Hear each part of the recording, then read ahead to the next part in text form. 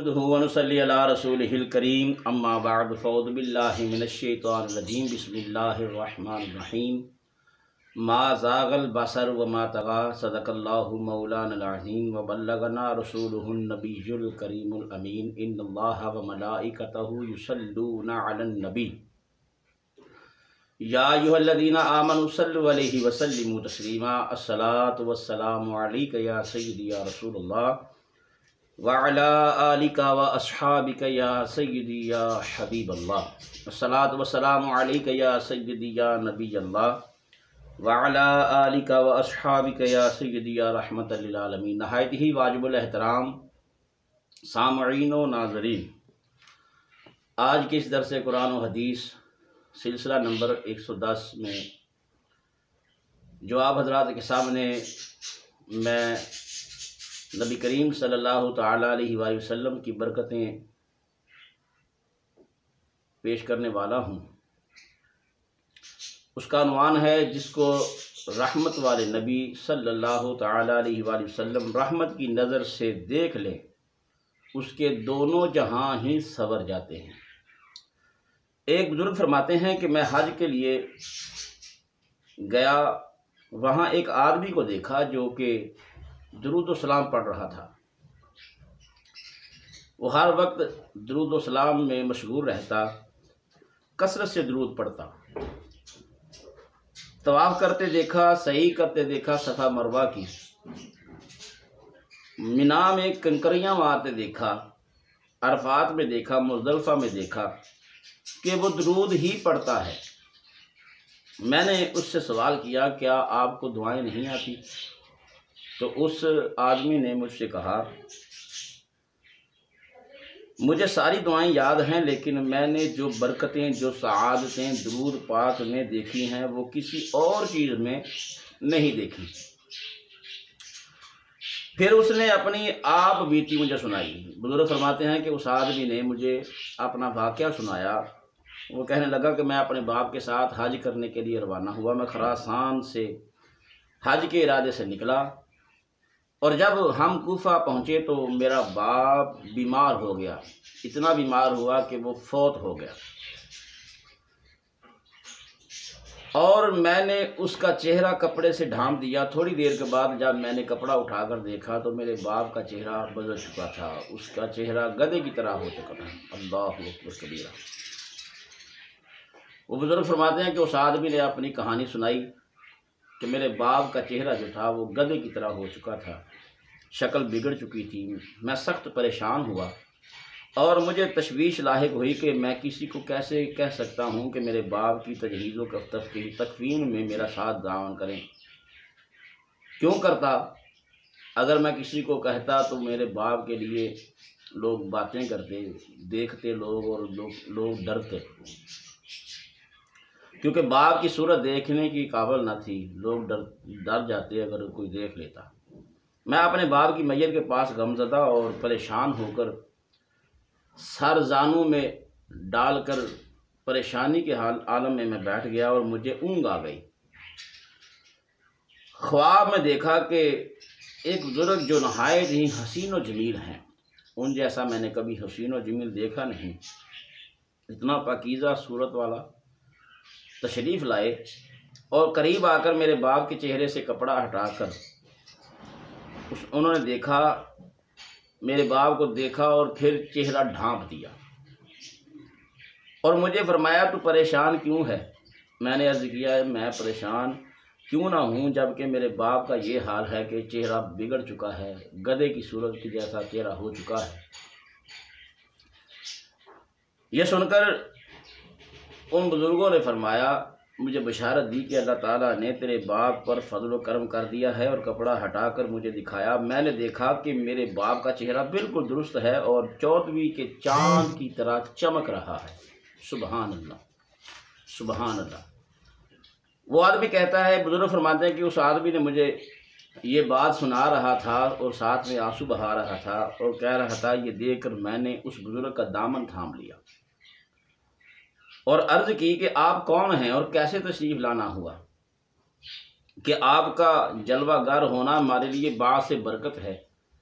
اور باعث رحمت ثابت ہوا ہے۔ یہ سن کر فرمایا میں ہی شفیع مجرمہ ہوں صلی اللہ علیہ وآلہ وسلم، میں ہی گناہ گاروں کا سہارا ہوں، میں ہی اس امت کا نبی محمد مصطفیٰ صلی اللہ تعالی علیہ وآلہ وسلم ہوں۔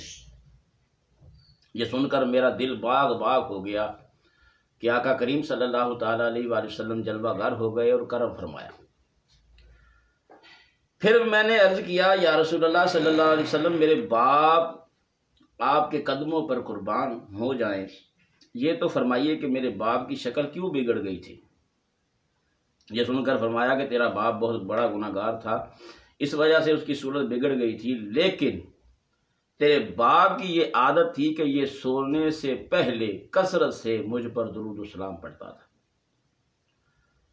اور جب اس پر یہ مصیبت آئی اور اس کی شکل بگڑ گئی تو اس نے مجھے پکارا۔ جب یہ قریب المرگ تھا، مرنے والا تھا، اور اس کی جو حالت تھی اس حالت میں اس نے مجھے پکارا، بلکہ میں یوں کہوں گا وہ کہتا ہوگا یا رسول اللہ انظر حالنا، یا حبیب اللہ اسمع قالنا، یا رسول اللہ میری طرف نظر کرم فرمائیے، یا رسول اللہ میری عرض کو سنیے۔ فرمایا میں ہر اس شخص کا فریاد رس ہوں جو مجھ پر کثرت سے درود پاک پڑھتا ہے، یعنی اس نے پکارا اور میرے آقا علیہ السلام نے کرم نوازی فرمائی اور اس کی دنیا و آخرت دونوں ہی سمر گئے۔ ہمارے بزرگان دین جو ہیں انہوں نے بڑے کام کیے ہیں، ان میں سے ایک بزرگ کا میں نام لینا چاہوں گا، فقیہ اثر حضرت علامہ مولانا سیدی و مرشدی مفتی محمد امین صاحب رحمۃ اللہ تعالی علیہ۔ آپ فرماتے ہیں کہ ہمارے ادارے امینیہ رضویہ میں ایک سید زادے آئے جن کا نام نامی اسم گرامی سید ریاض حسین شاہ صاحب تھا۔ وہ ہمارے ادارے میں تشریف لائے اور بیان کرنا شروع کر دیا۔ فرماتے ہیں کہ میرا کاروبار سارا ختم ہو چکا ہے اور میں لاکھوں روپے کا مقروض ہو چکا ہوں، میرے لیے کچھ کیجیے۔ اب سید زادے جو ہیں وہ آئے، انہوں نے یہ فرمایا، بیان کیا۔ آپ فرماتے ہیں کہ میں نے اسے ان سید زادوں کو، آل رسول کو میں نے ایک کتاب دی جو بڑی معروف کتاب ہے، ہر عام و خاص اس کتاب کو جانتا ہے، ہمارے جتنے بھی مسلمان بھائی ہیں تقریباً سب اس کتاب سے آشنا ہیں۔ آپ فرماتے ہیں میں نے اسے کتاب دی، کتاب کا نام کیا ہے؟ آب کوثر۔ یہ کتاب درود و سلام کا مجموعہ ہے، اس کی بڑی برکتیں ہیں۔ محمد امین صاحب رحمۃ اللہ تعالی علیہ آپ نے یہ کتاب تصنیف فرمائی اور عرض کی کہ شاہ صاحب یہ کتاب لیجئے اور اس کے مطابق عمل کیجئے۔ آپ فرماتے ہیں کہ شاہ صاحب کتاب لے کر چلے گئے اور تقریباً 6 ماہ بعد پھر آپ تشریف لائے اور بہت خوش تھے، اور آ کر پھر بیان فرمایا۔ آپ کہتے ہیں کہ میرا سارا قرضہ اتر گیا ہے، صرف 1.5 لاکھ باقی مجھ پر قرض ہے، باقی جتنا تھا میں نے سب اتار دیا ہے۔ فرمایا ہوا یوں کہ میں نے آب کوثر پڑھی، اس کے پڑھنے سے مجھے درود پاک پڑھنے کا شوق پیدا ہوا، میں نے خوب محبت و شوق اور کثرت کے ساتھ درود و سلام پڑھنا شروع کر دیا۔ ادھر یوں ہی ہوا کہ جن کا میں نے قرضہ دینا تھا وہ مجھے تنگ کر رہے تھے۔ ایک دن میں درود پاک پڑھ کر دعا کے لیے بیٹھا تھا کہ پریشانی کی وجہ سے مجھ پر زاری شروع ہو گئی اور خوب رو رو کر دعا کی۔ اس کے 5 دن بعد میں نے خواب میں دیکھا کہ میں کہیں جا رہا ہوں اور میرے ساتھ کوئی اور بھی چل رہا ہے، جیسے انسان کے ساتھ اس کا سایہ چلتا ہے۔ شاہ صاحب فرماتے ہیں میں ایک جگہ پہنچا جو کہ نہایت ہی کشادہ اور پرفضا تھی۔ وہاں دیکھا کہ ایک بزرگ بیٹھے تھے اور سامنے قرآن پاک کھلا ہوا ہے، وہ بزرگ قرآن مجید کی تلاوت فرما رہے تھے۔ وہ بزرگ نہایت ہی حسین و جمیل ہیں، نورانی چہرہ ہے۔ انہوں نے میری طرف آنکھ اٹھا کر شفقت کی نظر سے دیکھا اور پھر قرآن مجید پڑھنا شروع کر دیا۔ میں نے اس ساتھی سے جس کو اللہ تعالیٰ نے میرے ساتھ بھیجا تھا اس سے پوچھا کہ یہ کون بزرگ ہیں؟ تو اس نے کہا شاہ صاحب یہی حبیب خدا سرور انبیاء صلی اللہ تعالیٰ علیہ وآلہ وسلم جن پر آپ درود پاک پڑھتے رہتے ہیں، اس پر میری آنکھ کھل گئی۔ جو ہی اس نے یہ بتایا تو میری آنکھ کھلی اور میں بیدار ہو گیا۔ بعد ازاں میں نے یہ خواب اپنے ایک دوست کو سنایا تو اس نے کہا شاہ صاحب بس آپ کا کام ہو گیا۔ سبحان اللہ۔ کیونکہ جس کو اللہ تعالیٰ کے حبیب علیہ الصلاۃ والسلام شفقت کی نظر سے دیکھ لیتے ہیں اس کے دونوں جہاں سنور جاتے ہیں۔ بس یہی کچھ ہوا کہ 7 لاکھ قرضہ تھا جو کہ اب صرف 1.5 لاکھ روپے باقی ہیں۔ شاہ صاحب یہ بیان کر کے چلے گئے اور 2 ہفتے بعد پھر تشریف لائے اور بیان کیا کہ میں اسلام آباد گیا تھا، وہاں ایک کمپنی میں مجھے بہترین ملازمت مل گئی ہے اور کمپنی کے 2 دوستوں نے کہا ہے ہمیں بھی آب کوثر لا کر دو، لہذا میں آب کوثر لینے آیا ہوں۔ سبحان اللہ۔ یہ شاہ صاحب جو ہیں انہوں نے ریاض حسین شاہ صاحب، ان کا نام نامی اس میں گرامی ہے۔ پھر اتنی برکتیں درود و سلام کی دیکھیں تو شاہ صاحب کہتے ہیں کہ میرے دوست احباب جو ہیں جہاں میں ڈیوٹی کرتا ہوں وہ بھی کہتے ہیں کہ ہمیں بھی آب کوثر لا کے دیجیے۔ سیدنا مولا علی شیر خدا فرماتے ہیں مجھے نبی رحمت صلی اللہ علیہ وسلم نے 2 دیگر حضرات کے ساتھ بھیجا اور فرمایا جلدی جاؤ اور جب تم روضہ خاک، ایک باغ کا نام ہے، وہاں پہنچو گے تو تمہیں ایک عورت ملے گی، وہ پالکی میں سفر کر رہی ہے، اس کے پاس ایک خط ہے، وہ خط لے کر آؤ۔ اب مولا کائنات حیدر کرار رضی اللہ تعالیٰ فرماتے ہیں کہ میں 2 احباب کے ساتھ وہاں پہنچا، میں نے دیکھا کہ باغ کے قریب ایک پالکی جا رہی ہے جس میں وہ عورت سفر کر رہی ہے۔ حضرت علی المرتضیٰ شیر خدا حیدر کرار رضی اللہ تعالیٰ فرماتے ہیں میں نے اس پالکی کو روکا اور میں نے کہا کہ وہ خط مجھے دو۔ وہ کہنے لگی میرے پاس کوئی خط نہیں۔ حضرت علی المرتضیٰ کرم اللہ وجہ کریم فرماتے ہیں کہ دنیا ساری جھوٹ بول سکتی ہے، میرے آقا جھوٹ نہیں بول سکتے۔ جو میرے آقا نے فرمایا ہے وہ حق فرمایا ہے، سچ فرمایا ہے، اس لیے تیرے پاس وہ خط ہے، خود دے دے گی تو بہتر ہے، وگرنہ ہمیں تلاشی لینا پڑے گی۔ اس نے اپنی مینڈیاں کھولی، ان مینڈیوں میں سے وہ خط وصول ہوا۔ وہ خط کیا تھا؟ مدینہ طیبہ سے مکہ کی طرف ایک صحابی نے بھیجا تھا کہ فتح مکہ کے لیے تیاری کی جا رہی ہے۔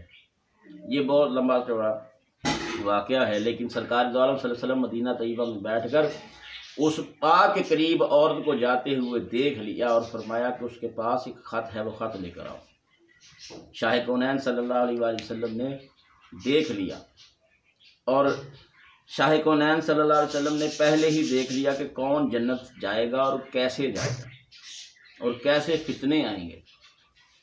سیدنا ابو موسیٰ اشعری رضی اللہ تعالیٰ عنہ فرماتے ہیں کہ رسول اللہ صلی اللہ علیہ وسلم بیرا ریس کنویں کا نام ہے، وہاں تشریف فرما تھے اور کنویں کے منڈیر پر پاؤں مبارک لٹکا کر، آپ پاؤں جیسے ہم بیٹھتے ہیں تھڑے پر، اس طرح سرکار دو عالم صلی اللہ علیہ وسلم اس کنویں میں پاؤں لٹکا کر بیٹھ گئے۔ تو سرکار دو عالم صلی اللہ تعالیٰ علیہ وآلہ وسلم وہاں بیٹھے ہوئے ہیں۔ تو ایک صحابی نے سوچا کہ آج میں سرکار دو عالم صلی اللہ علیہ وآلہ وسلم کا چوکیدار بنتا ہوں، لہذا میں دروازے پر کھڑا ہو گیا تو اچانک سیدنا صدیق اکبر رضی اللہ تعالیٰ عنہ تشریف فرما ہوئے۔ میں نے ان سے کہا کدھر آئے ہیں؟ تو وہ عرض کرتے ہیں یا رسول اللہ صلی اللہ علیہ وسلم سے ملنے آیا ہوں۔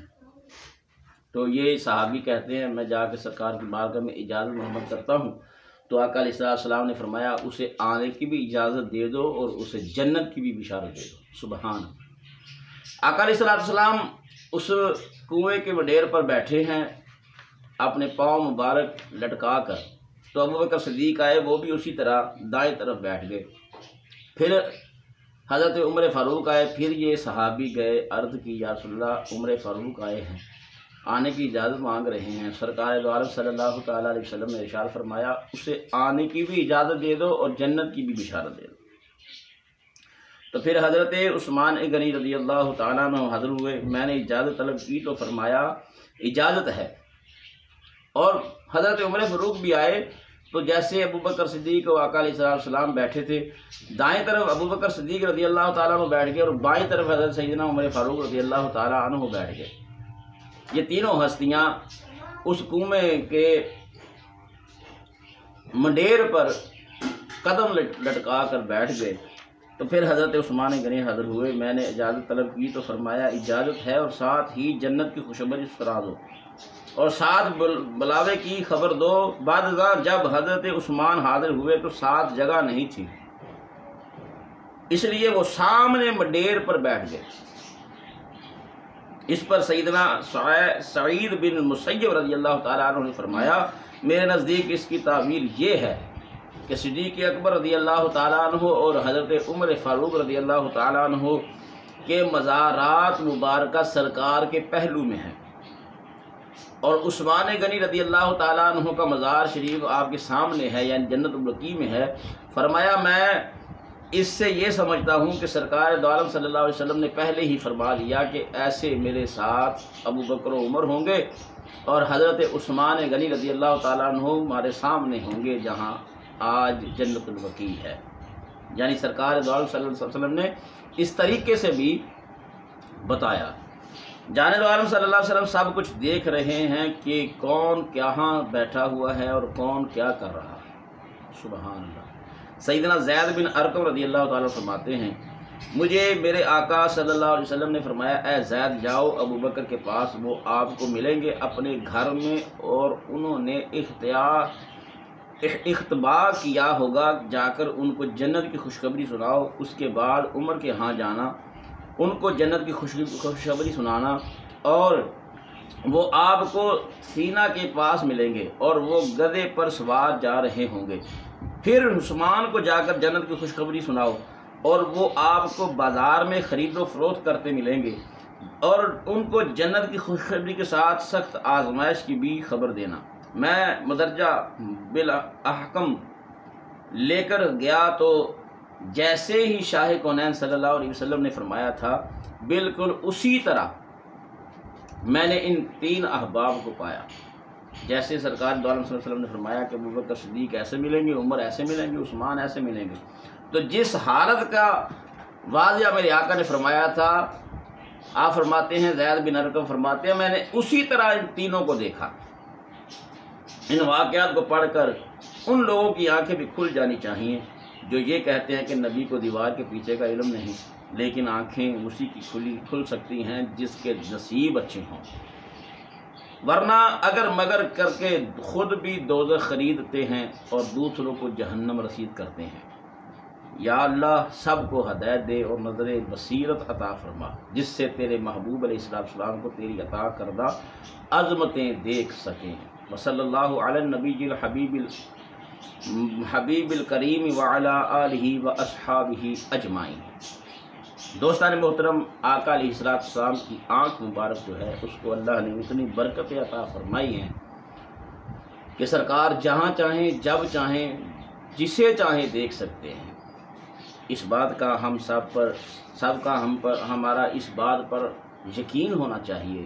مومن تو وہی ہے جو اپنے آقا کی باتوں پر یقین کرے، مومن تو وہی ہے جس نے سرکار دو عالم صلی اللہ علیہ وسلم کی خصائص پر ایمان رکھا کہ ان کی خصائص اتنی خصائص ہیں کہ ہم گننا شروع کریں تو دریا سیاہی بن جائے، درخت کلمے بن جائے، تو پھر بھی سرکار دو عالم صلی اللہ علیہ وآلہ وسلم کی صفات جو ہیں وہ مکمل نہیں ہو سکتی۔